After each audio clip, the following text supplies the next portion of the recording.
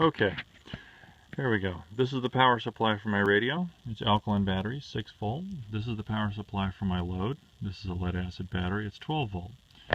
My load here is a 3-watt LED light. I'll verify that the light works.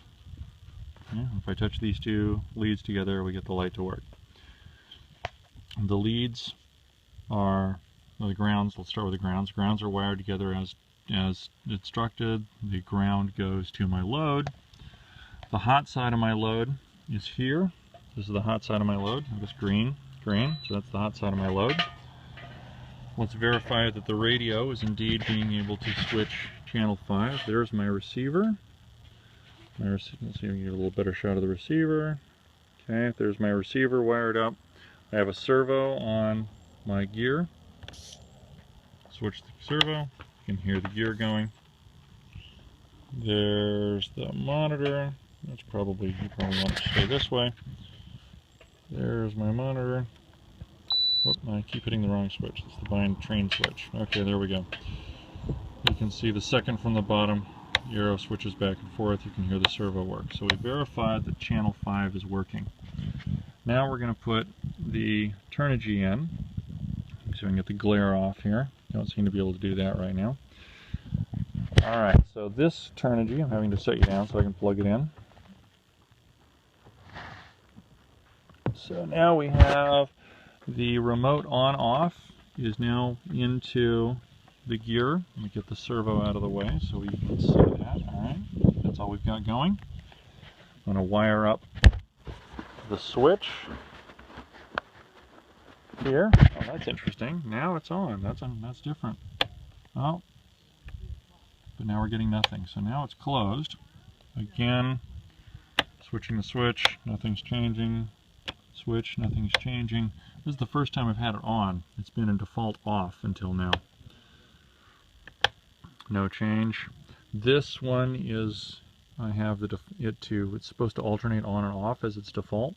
So now I'm going to switch real quick to the other one, which I have set to default.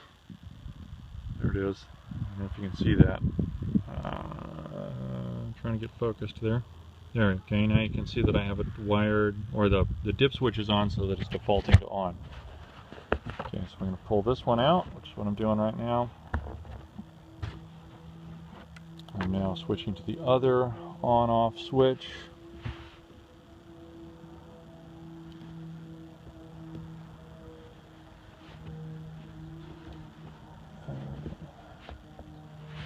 These seem to like the Spectrum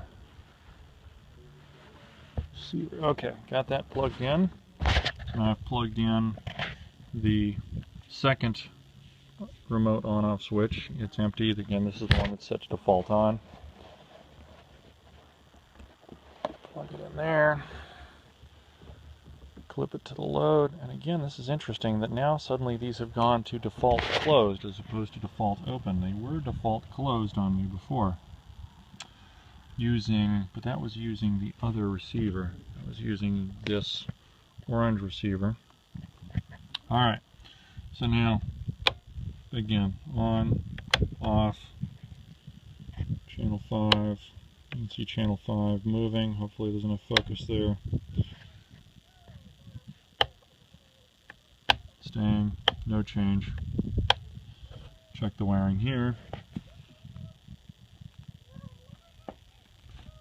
And hopefully that's focusing.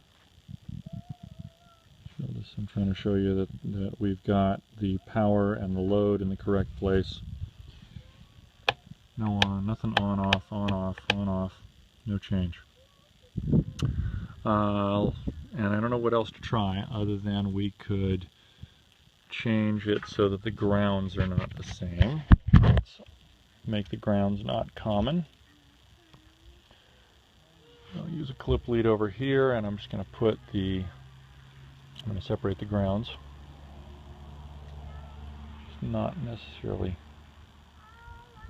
a recommended practice, but okay. So now the grounds are separated. I've separated the grounds by wiring them together here. Up, down, no change, not getting anything there. Let's re-verify again that we have a servo signal.